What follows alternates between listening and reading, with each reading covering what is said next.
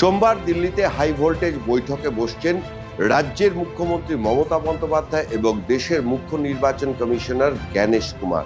সেই বহুল চর্চিত বৈঠক আর কয়েক ঘন্টা বাদেই দিল্লিতে হবে। সেই বৈঠক ফিরে রাজ্য রাজনীতি এবং দেশের রাজনীতি রীতিমতো তুঙ্গে রয়েছে জল্পনা। কেননা ভারতবর্ষে যে 12টা রাজ্যে এসআইআর হচ্ছে, কোথাও কিন্তু এই এসআইআর নিয়ে এত গন্ডগোল, জল্পনা, শোরগোল, চিঠি চাপাটি, পাল্টা চিঠি, এরকম কোথাও কোনো সেরকম উত্তেজনা হচ্ছে না। এখন যত কাণ্ড যেহেতু বাংলায় যেহেতু এসআইআর-এর সব থেকে বেশি মানুষ মারা গিয়েছেন, বহু মানুষকে প্রায় লাইনে দাঁড়িয়ে নিত্য নতুন ফরমান দিয়ে নির্বাচন কমিশন তাদেরকে মানুষকে লাইনে দাঁড় করিয়েছেন। এই যে সমস্ত অভিযোগগুলো করছেন তৃণমূল নেত্রী বা রাজ্যের মুখ্যমন্ত্রী মমতা বন্দ্যোপাধ্যায়, সেই অভিযোগগুলো নিয়ে সরাসরি এবার তিনি দরবার করছেন দেশের মুখ্য নির্বাচন কমিশনার জ্ঞানেশ কুমারের সঙ্গে। আজ বিকেল 4টের সময় সেই বৈঠক হবে এবং সেই বৈঠকের দিকে নজর রয়েছে। কেননা নির্বাচন কমিশন গোটা দেশে এসআইআর করাতে বদ্ধপরিকর এবং তৃণমূল কংগ্রেস কিন্তু প্রথম থেকে এই যে এসআইআর করাতে তারা আপত্তি জানাচ্ছেন না। প্রথমে তারা বলেছিলেন যে কিছুতেই রাজ্যে এসআইআর হতে দেব না, এবং তারপরে দেখা গেল রাজ্য সরকারও কিন্তু নির্বাচন কমিশনের সঙ্গে সহযোগিতার একটা বাতাবরণ তৈরি করেছে। কিন্তু সেই সহযোগিতা কতটা আন্তরিক সহযোগিতা তা নিয়ে কমিশন কিন্তু দফায় দফায় প্রশ্ন তুলেছে, একাধিক চিঠি চাপাটি দিয়েছে রাজ্য সরকারকে, একাধিক চিঠি চাপাটি পেয়েছেন রাজ্যের মুখ্য নির্বাচনী আধিকারিক মনোজ কুমার আগরওয়াল, সবাই কিন্তু রয়েছে। ফলে সব মিলিয়ে একটা টানাপেরণ। এই দিকে যেমন আমাদের আজকে নজর থাকবে। ইতিমধ্যে কিন্তু দেশে বাজেট হয়ে গিয়েছে, আজকে থেকে সংসদ আবার বাজেট অধিবেশন শুরু হয়েছে। সেই বাজেটে কিন্তু বাঘ বিতণ্ডা চলতে থাকবে।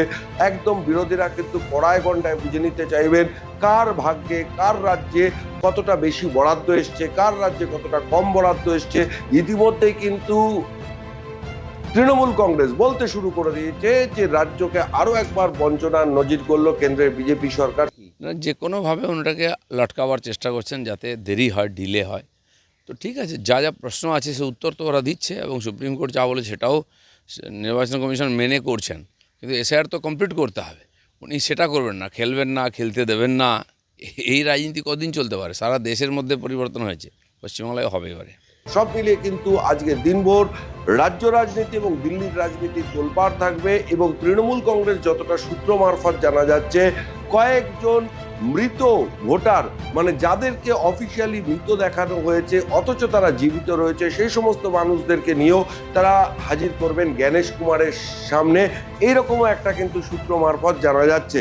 কিন্তু সেই বৈঠক শেষে কি নির্যাস, সেটা মুখ্যমন্ত্রী নির্বাচন সদন থেকে বেরিয়ে কি বলেন সেদিকেও যেমন নজর থাকবে। এর মধ্যে আরো একটু আপডেট দিয়ে রাখি, বুধবার এই এসআইআর মামলায় যে 2টি মামলা রয়েছে সুপ্রিম কোর্টে, তার সঙ্গে নতুন অতিরিক্ত একটি মামলা যুক্ত হয়েছে, যেখানে মামলা করেছেন স্বয়ং রাজ্যের মুখ্যমন্ত্রী মমতা বন্দ্যোপাধ্যায় মামলা করেছেন দেশের মুখ্য নির্বাচন কমিশনার জ্ঞানেশ কুমার এবং এই রাজ্যের যিনি সিইও মনোজ কুমার আগরওয়ালের বিরুদ্ধে। এবং যতদূর জানা যাচ্ছে যে মুখ্যমন্ত্রী নিজে সুপ্রিম কোর্টে সেই সওয়াল জবাবে থাকবে।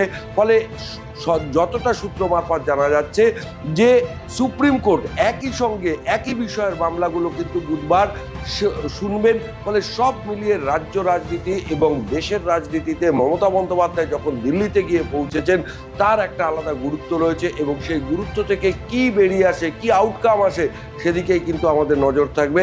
এখনকার মতো আপডেট এই পর্যন্ত। সমস্ত খবর এবং আপডেটের জন্য চোখ থাকুক নিউজ পোল বাংলায়। নিউজ পোল বাংলা, খবর বিশ্বজুড়ে।